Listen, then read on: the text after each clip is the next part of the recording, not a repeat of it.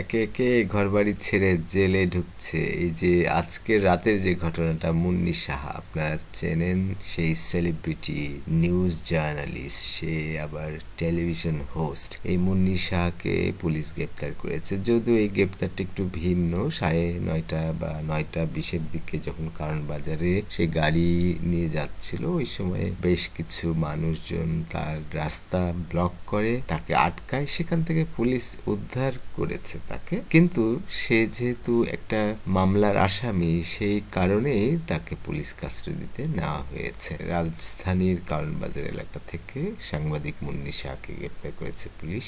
এটি জানিয়েছে daily স্টারকে OC Mobarak Hossain Tejgaon থানার। তিনি বলেছেন, একটি মামলায় তিনি অভিযুক্ত। কারণবাজার এলাকায় স্থানীয় লোকজনের হাত থেকে উদ্ধার করার পরে তাকে গ্রেপ্তার করা হয়েছে। এটা ছিল রাত আনুমানিক 9:20 যখন কারণবাজারের জনতা টাওয়ার একটি মিডিয়া অফিসে গিয়েছিলেন এই সেলিব্রিটি মুন্নি সাহা। সেখান থেকে গাড়ি নিয়ে বের হওয়ার পরে একদল মানুষ তাকে ঘিরে ধরেছিলেন, জানান তিনি।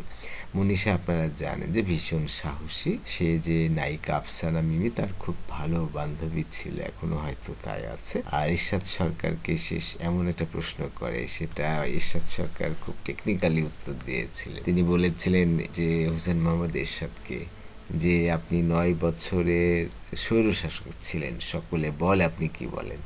তখন সেই প্রেসিডেন্ট যে এরশাদ, তিনি তো মারা গেছেন, তিনি হেসে একটু টেকনিক্যাল উত্তর দিয়েছিলেন, না আমি আসলে স্বৈরশাসক না।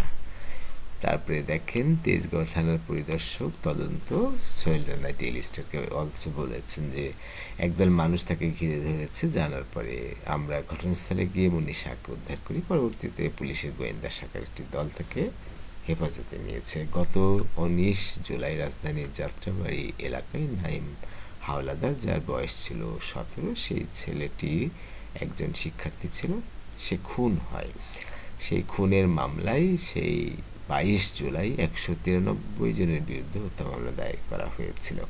আসামি তালিকায় মুন্নি শাহ সহ 7 জন সাংবাদিকের নাম রয়েছে। নাইমের বাবা কামরুল ইসলাম বাদী হয়ে যাত্রাবাড়ি থানায় মামলাটি করেছিলেন। এই পর্যন্তই, ধন্যবাদ সবাইকে।